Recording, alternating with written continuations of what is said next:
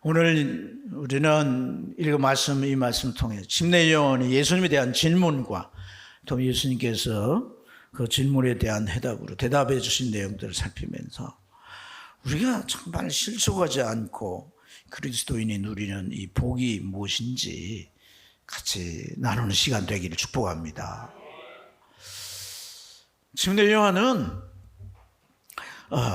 감옥에 갇혔습니다. 왜냐하면 당시 왕 헤롯을 부도덕한 동생의 아내를 취해가지고 자기 여자로 삼고 이런 아주 왕으로서 하지 말아야 할 그런 부도덕한 음행을 저질러서 그래도 보젓이 왕 노릇하고 있기 때문에 그 잘못을 지적하고 책망했다가 왕이잖아요. 그래서 그걸 감옥에 집어넣어 버렸어요. 그래서 감옥살이를 하고 있는데 바가 세상이 궁금할 거 아니겠어요. 그는 선지자였지 않습니까? 조금 전만 하더라도 그는 많은 사람들에게 회개를 외쳤고 그들을 데리고 요단강에서 회개의 정표로 침례를 주고 또 거기에 나온 예수님을 하나님의 아들 메시아로 증거했습니다. 보라, 세상 죄를 지고 가는 하나님의 어린 양이로다. 할렐루야. 그래서 그가 이제 참 그런 사역을 아주 활발하게 하다가 감옥에 갇혔기 때문에 이 사회가 어떻게 돌아가는지 세상에 무슨 일인지 궁금하는 거예요. 그래서 자기 제자들에게 묻습니다. 물으니까 특별히 그가 참 듣고자 하는 뉴스가 뭐겠어요? 예수님에 대한 얘기 아니겠어요? 그래서 예수님께서 많은 병자를 고치고 또 귀신 들린 자들에게 귀신을 쫓아내고 뿐만 아니라 또 주님께서 죽은 자까지 살린 나인성 과부 아들을 장례를 치르는 그 장례를 세우고 그 아이를 살려내는 놀라운 기술까지 행했었다는 거예요. 이러한 이제 소식을 들을 때 침례요한의 마음이 너무나 기뻤을 것이에요. 하나님께서 우리 동족을 돌봐주시구나. 그래서 아주 기쁜데 그 소문을 계속 듣다 보니까 이 7장 16절에 보니까 예수님에 대해서 사람들이 어떻게 표현하냐면 큰 선지자라고 표현하는 거예요. 하나님께서 우리에게 큰 선지자를 보내주세요. 다 이렇게 말하는 거예요. 근데 그 말을 그가 들을 때 마음에 한편으로는 의문이 생겼어요. 마음에 의문이 생기는데 왜 의문이 생기느냐면 선지자라고 하는 거예요. 선지자의 역할이 뭐냐면 하나님 말씀을 대언하는 거예요. 그리고 하나님 말씀 전에도 돌이키지 못하니까 그래서 그들이 죄로 멸망할 수밖에 없으니까 구원자이신 예수님이 메시아로 보내주시겠다 라고 하는 이 메시아에 대한 예언을 하는 것이 선지자의 또 하나 중요한 일이었어요. 그런데 예수님을 큰 선지자라고 한단 말이에요. 큰 선지자. 예수님은 선지자가 증거한 메시아였지 않습니까? 근데 예수님은 큰 선지자라고 그러니까 그렇게 사람들이 받아들이면 안 되잖아요. 메시아로 받아들여야지.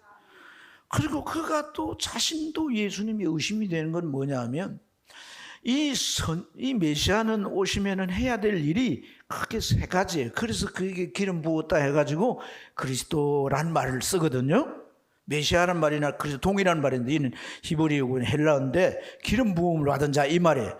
그럼 기름 부음을 받은 자들이 세 가지 특별히 일이 있는데 하나는 하나님과 우리 사이가 죄로 이렇게 단절되어 있는 그 죄를 해결하고 하나님을 섬기도록 하는 제사장의 역할이에요. 또 하나는 이 선지자가 하나님 말씀을 대언하는 그리고 하나님께서 우리 인생에게 주신 그러한 이 생명과 축복의 말씀을 증거하는 것이 이 선지자의 또한 이제 역할이에요. 또 하나는 뭐냐면 왕의 역할이에요. 왕. 그래서 이 왕의 역할에 대한 것을 그가 생각해 볼 때 지금 이 나라가 누구의 지배를 받고 있느냐? 저 이둠의 사람 이방인 헤로드 왕의 지배를 받고 있고 뿐만 아니라 로마의 침략을 받아 로마 총독이 실질적인 지배를 받고 있으니까 이 이방 세력들이 왕이 돼가지고 백성을 통치하고 있단 말이에요. 그러니까 하나님이 보내신 메시아 왕은 이들을 그의 능력으로 다 물리치고 이 백성들을 구원해서 해방시키고 구원해서 하나님의 나라인 시온의 나라를 세워야 되는데 자신도 그 왕의 문제를 지적하면서 뭔가를 지금 해보려다가 감옥에 갇혀 있지 않습니까? 그럼 예수님은 빨리 왕좌에 올라서서 그 일을 하셔야 되는데 지금 병자나 고치고 있고 귀신이나 쫓고 있으니까 예수님이 지금 뭔가에 잘못하고 있는 것 같은데 메시아가 진짜 맞나 아닌가? 안 맞나? 맞나? 의심이 든 거예요. 그래서 제자들을 보내가지고 묻는 질문이 뭡니까? 오실 거이가 당신이 오니까 아니면 우리가 다른 일을 기다려야 됩니까? 이렇게 물었던 거예요. 여러분, 그래서 예수님께서 이 제자들에게 직답 대신 22절에 보면 그렇게 말씀하죠. 가서 보고 들은 걸 요한에게 알리되 맹인이 보게 되며 못 걷는 자가 걷게 되며 나병한 자가 깨끗함을 받으며 기먹은 사람이 듣게 되며 죽은 자가 살아나고 가난한 자에게 복음이 전파된다 하라. 이렇게 말합니다. 왜 이 말씀을 하시는가? 직답을 피하고. 여러분, 수많은 구약의 선지자들이 예수님을 보내시고 그가 메시아된 표적이 이러한 일을 행할 것이라는 거예요. 가장 많이 언급된 예수님에 대한 표적, 사인, 메시아는 이런 일을 행할 것이라는 그 사인으로 항상 이 말씀을 많이 하시고 특별히 이사야가 많이 말씀하신 줄로 믿습니다. 그래서 이 말씀을 하셨다라고 하는 것은 적절하고도 정확한 메시아됨의 증거를 제시하신 줄로 믿습니다. 여러분, 침례 요한은 제자들이 와서 이 예수님이 하신 말씀을 답으로 들려줄 때 그에게 진짜 원하는 답이었을까요? 그가 예수님에 대해서 품는 그 의문이 낱낱이 다 하나 없이 해소가 되었을까요? 여러분, 오늘 이 말씀 속에서 우리는 어떤 생각으로 우리를 발전시켜서 이 말씀을 적용해 보아야 하겠습니까? 신앙생활을 해가면서 우리는 질문이 있어야 한다는 겁니다. 질문이 있어야 한다는 겁니다. 우리가 믿는 바에 대해서 또 성경이 말씀하는 그런 가르침에 대해서 우리는 스스로 물어보고 한 거기에 내가 정말 이 진리에 제시한 답이 없다면 우리는 질문해 봐야 돼요. 만약에 질문해야 됨에도 불구하고 신앙생활을 해가면서 질문이 없다라고 하는 것은 통달하겠거나 모든 것을 다 이제 알아. 더 이상 성경 읽을 필요도 없어. 그래서 통달을 했어요. 통달. 목사님도 그분 앞에 설교하기가 조심스러워. 통달했기 때문에. 고개를 까딱까딱 이렇게 하면 지금 틀렸다는 사인인 것 같고 얼마나 목사님이 설교를 잘해야 되겠어요. 때로는 설교하면서 제가 막 이름도 막 뒤바꿔가면서 막 하기도 하고 그럴 때마다 막 지적을 당할까 안 해서 통달을 했어요. 또 하나는 뭐겠어요? 아예 무관심하거나 그냥 주일날 교회 나오고 마음에만 딱 예수님의 너가 간직하고 또 세상에 가면 적당하게 살면서 오늘 일요일이네 교회 가야 되겠네 그냥 뭐 예배 인도하면 인도하는 대로 이렇게 내가 그냥 몇 가지 외에는 관심을 두지 않고 그 외에 전반적으로 무관심한 상태에서 신앙생활 내가 이만큼 신앙생활에 연륜이 있고 직분을 이만큼 받았고 내가 이만큼 말씀을 더 배웠으면 내 신앙의 행위에 있어서도 이만큼 진일보해야 되는데 그런 부분에 있어서도 내가 손을 놓고 무관심의 세계 속에 다 집어넣은 다음에 딱 묻고서는 살아가거나 둘 중에 하나 아니겠습니까? 통달에 손들어요. 통달. 난 통달이에요. 아니면 그 다음 범죄에 속하는가? 괜찮습니다. 안 들으셔도 됩니다.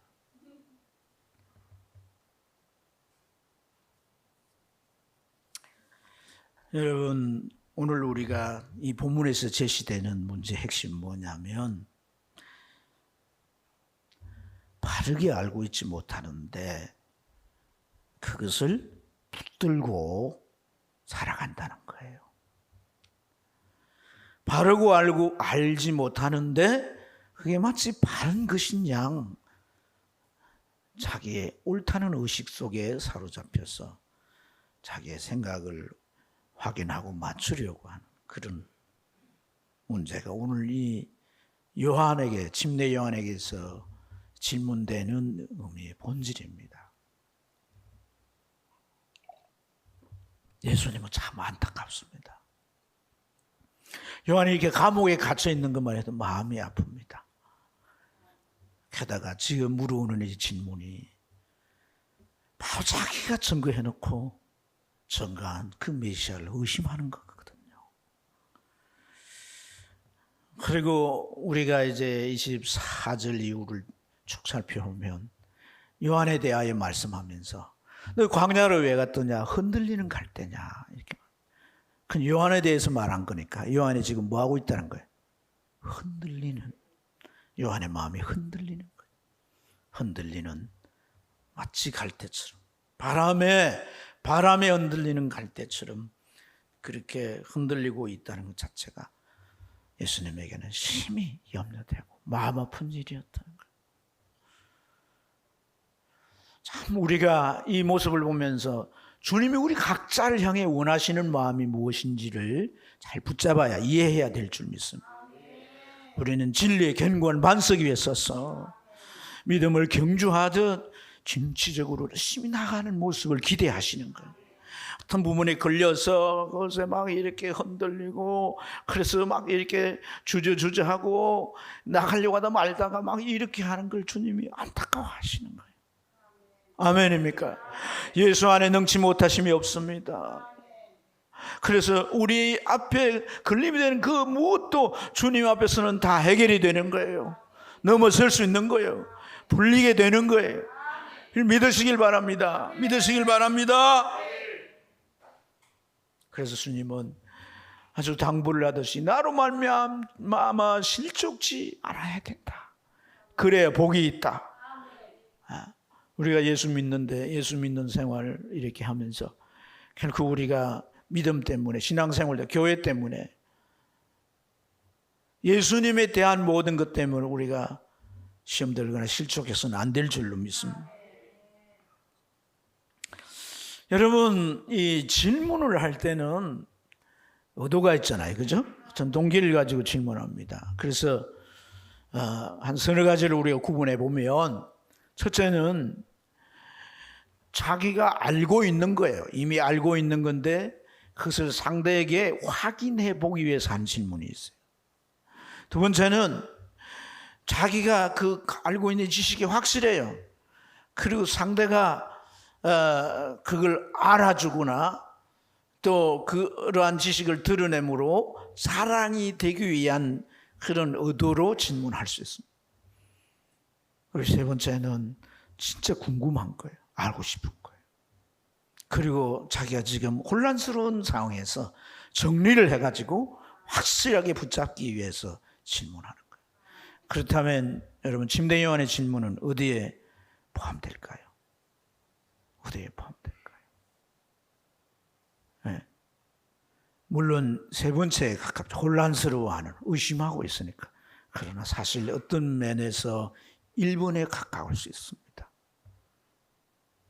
자기가 알고 있는 걸 확인하려고 하는, 알고 있는 걸 확인하려고. 그래서 여러분, 오실 그이가 당신입니까? 아니면 다른 사람을 그 오실 그에 대해서 자기 나름대로 정리해서 확고한 의식으로 가지고 있는, 그게 지금 예수님과 맞나 틀리냐 확인하려고 하는 거죠.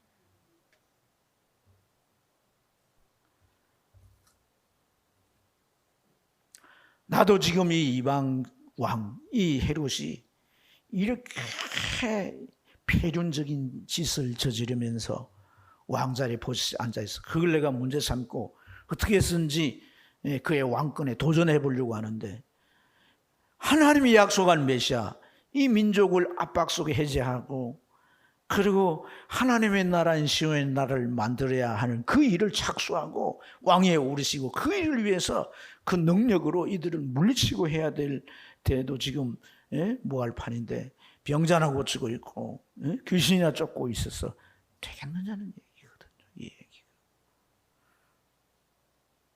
여러분,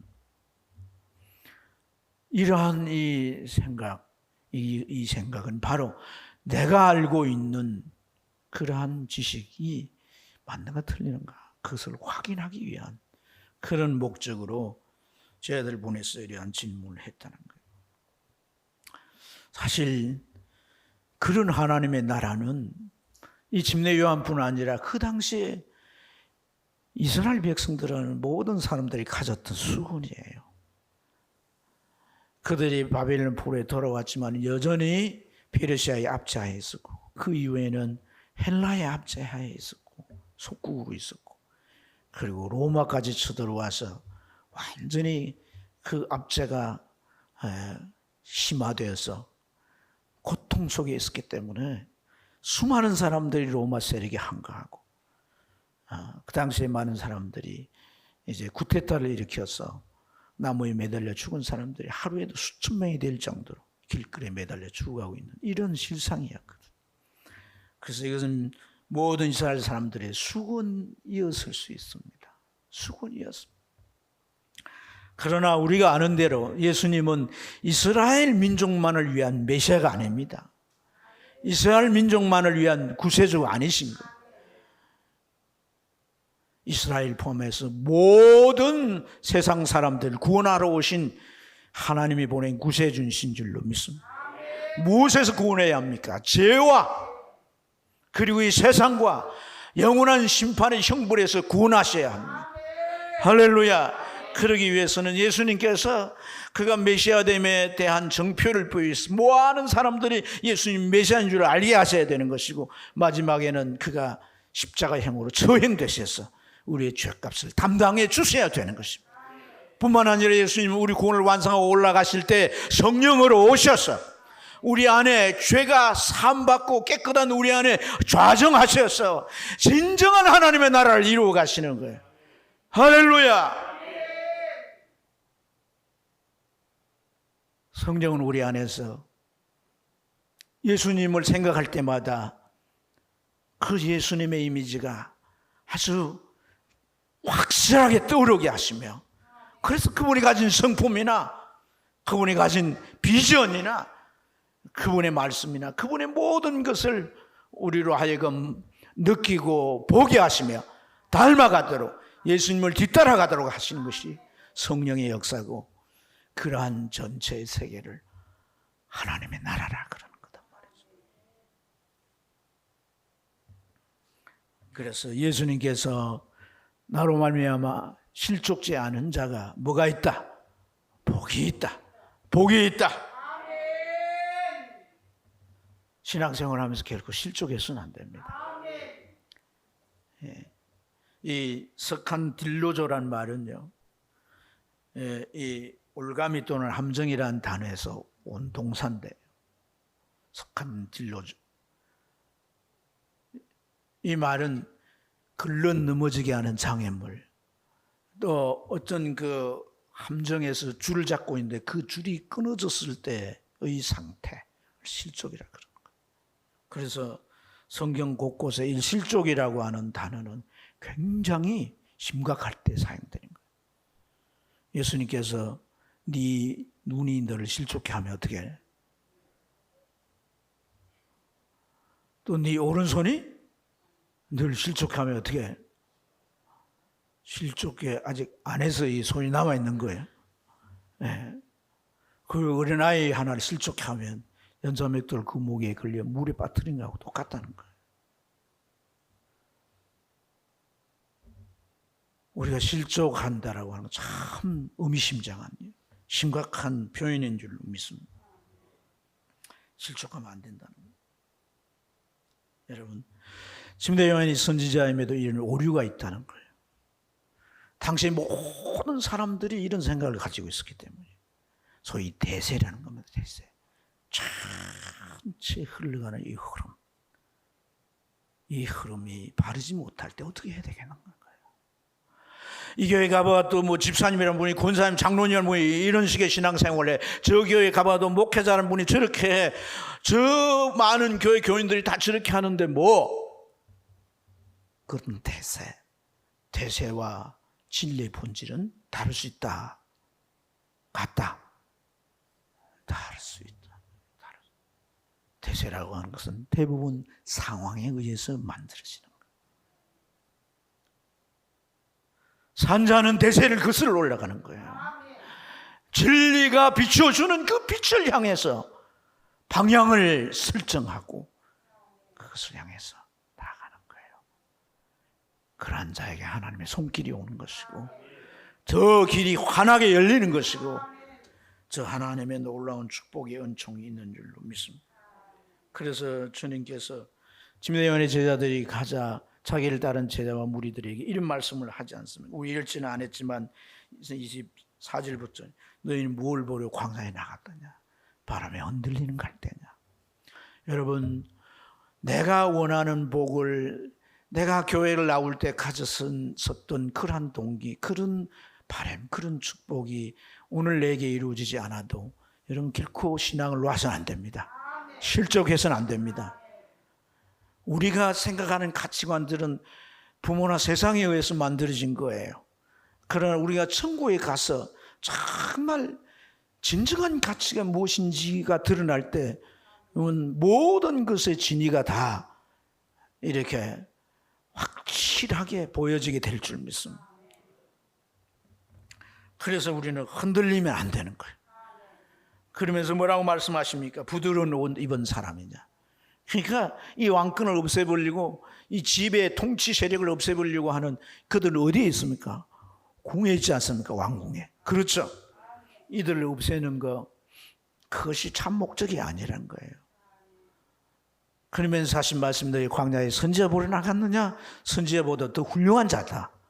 왜냐하면 선지자가 바로 증거하는 그 메시아를 너희가 만났기 때문이라는 거죠. 할렐루야. 그래서 사랑하는 여러분, 오늘 이 말씀을 하시면 결국 우리에게 뭘 말합니까? 신앙생활하면서 우리는 끊임없이 이런 대세나 내가 또 살아가는 처지나 환경이나 삶에 이렇게 불쑥불쑥 솟아나는 문제들에 의해서 우리의 신앙의 방향성이 이렇게 흐트러지거나 딴 데로 돌려질 수 있다는 거예요. 신앙의 방향성을 항상 맞춰가야 할 줄로 믿습니다. 신앙의 방향성이 누구 안에서 우리가 얻어질 수 있는 겁니까? 예수 안에서. 예수 안에서. 예수 안에. 여러분, 나를 예수 그리스도 안에서 발견해야 되는 거예요. 주님이 주신 말씀을 내가 따라가는지를 확인해야 되는 거예요. 할렐루야. 그래서 우리가 참 이 얻어지는 복이 뭡니까? 얻어지는 복이 뭡니까? 자, 28절 우리 같이 읽도록 하겠습니다. 읽겠습니다. 내가 너에게 말하노니 여자가 낳은 자 중에 요한보다 큰 자가 없도다. 그러나 하나님의 나라에서 지극히 작은 자는 그보다 크니라. 할렐루야. 두 가지 얘기하고 있어요. 하나는 하나님의 나라. 하나님의 나라. 요한이 정말 중요하게 생각했던 거잖아요. 그죠? 많은 사람들이 마음에 메시아가 오면 이루어질 나라로 생각했던 이 단어죠. 그러나 그들이 생각했던 건 다른 하나님의 나라입니다. 하나님의 나라. 그리고 또 하나는 뭡니까? 큰 자, 큰 자. 우리 예수님은 아주 좀 특이한 표현을 하십니다. 어떤 표현이냐면 여자가 낳은 자 중 침례 요한이 제일 큰 자지만 하나님의 나라에는 극히 작은 자라도 요한보다 다 크니라 그랬어요. 이게 무슨 말씀일까요? 여러분, 여기에서 중요한 것은 큰 자라는 겁니다. 큰 자. 큰 자의 복. 할렐루야. 이 큰 자의 복. 침례요한은 말이죠, 사실 어떤 면에서 참 예수님이 메시아라고 하는 사실을 알게 되고 그를 증거한 참으로 대단한 선지자입니다.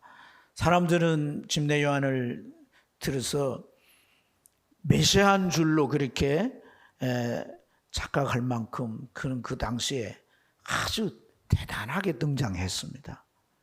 그런데 이런 큰 사람, 여자가 난 중에 예수님께서 여자가 이보다 큰 자가 없다고 할 정도, 예수님도 어떤 부분에 있어서 그 요한의 위대성을 말합니다. 그런데 하나님의 나라 안에서는 극히 작은 자라도 요한보다 크다고 얘기하시는 거예요. 이게 난해한 말씀이지만은 여러분, 주님이 그 우리에게 알듯 모르듯 아주 미궁 속에 답이 없는 그런 해석이 안 되는 말씀을 하기 위해서 한 말씀은 아니에요. 무슨 말이에요?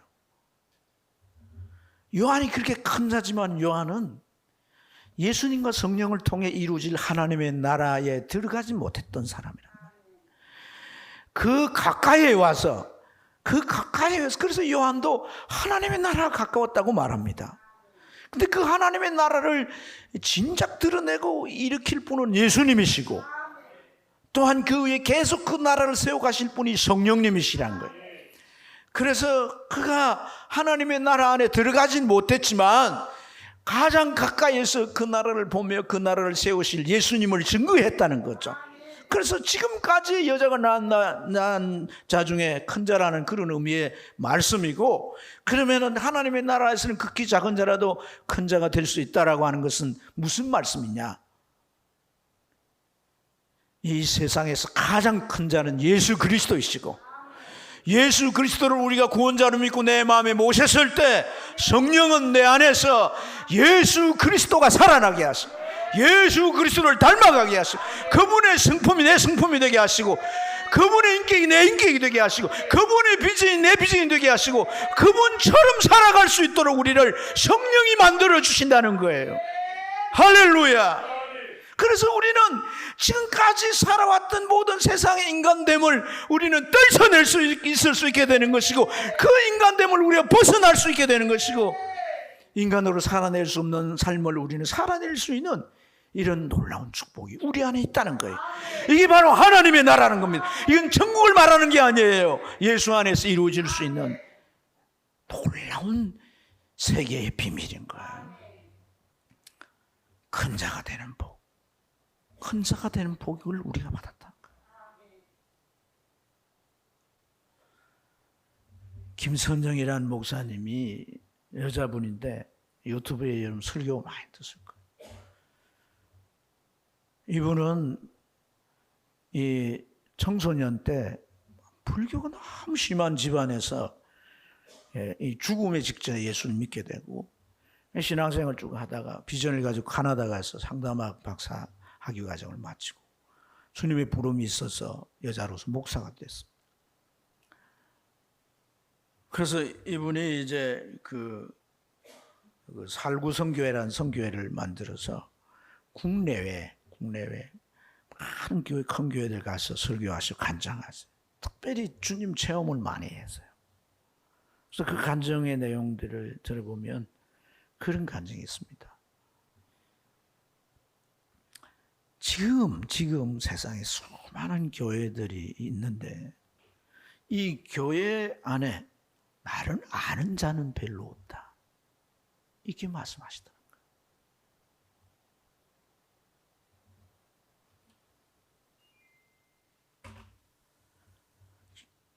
주님께서 뭐 그 개인의 간증이지만 우리가 참 우리 자신을 한번 뒤돌아봐야 할 필요가 있는 거예요. 주님을 알고 주님을 따르는 자가 별로 없다는 거예요. 왜 그럴까요? 왜 주님께서 그 내용을 통해 그런 말씀을 하실까요?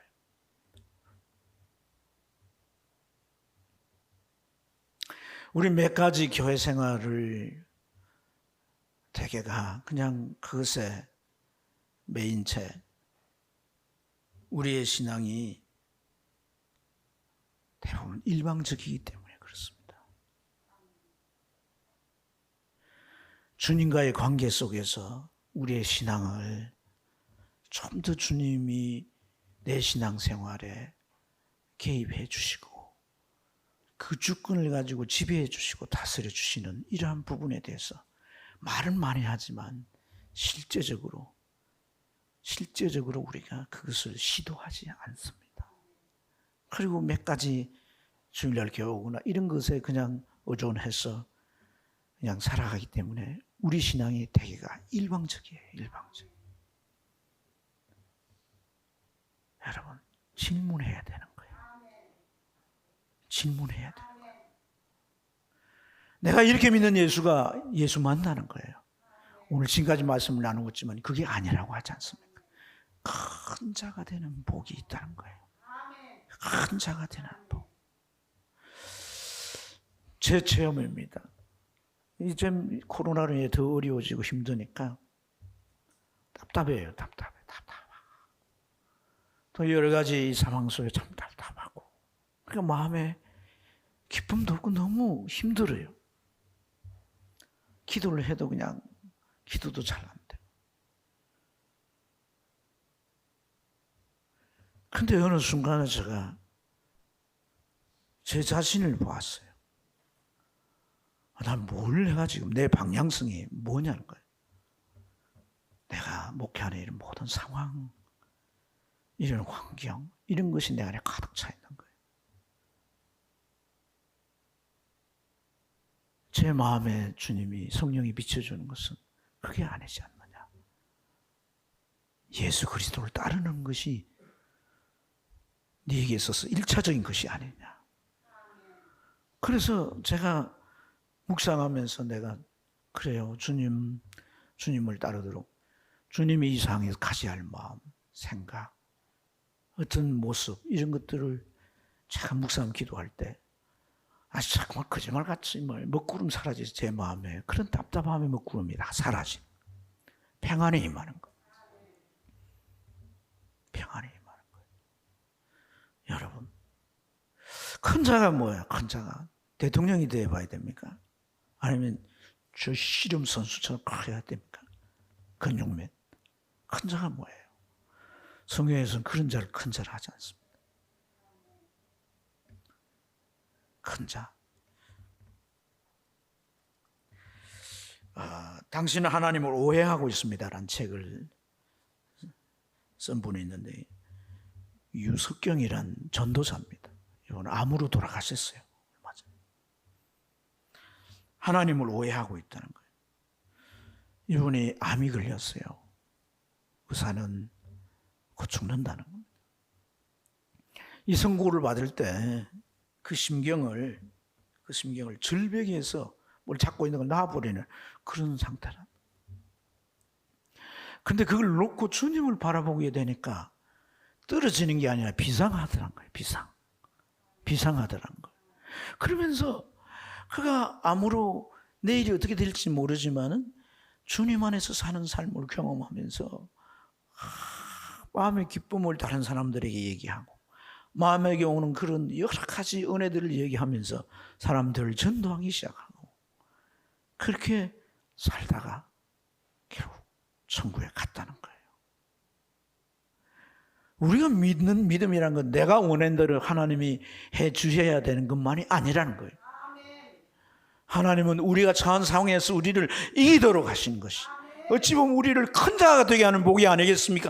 세상 사람들은 절망하고 낙심하고 될 대로 되라 하며 자살하고 포기하고 그럴 수 있지만 우리는 그 가운데서도 오히려 정말 많은 것을 다 가지고 최고의 높은 자리에 오른 사람의 누리는 그런 찰나적인 행복이 우리 안에 평안과 기쁨과 행복감으로 우리 안을 충분히 젖어들게 해서 그것에 사로잡혀서 살아가는 것이 그 큰 자의 기쁨이 아니에요.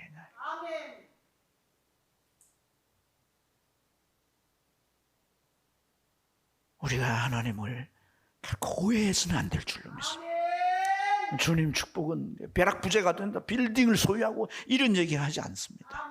그러나 하나님 앞에서 아무런 그것은요, 하나님이 눈만 깜짝해도 이루어질 일이니까 무가치한 겁니다. 큰 자가 되는 거예요. 큰 자가 돼요. 큰 자라고 하는 것이 뭡니까? 적어도 같이 가족으로 살고 있는 믿지 않는 그런 남편이나 자녀들 달리 보여야 되는 거죠. 주님을 우리가 본받았어. 그분의 성품을 가졌어. 우리가 달리 보이는 거야. 더 크게 보이는 거야. 그대 앞에만 서면 왜 내가 작아지는가? 이렇게 뭔 뜻으로 부른 노래인지 모르지만은 우리가 그렇게 주님을 따라가서 주님이 점점 내 안에서 나를 키우시고 세우시기를 축복합니다.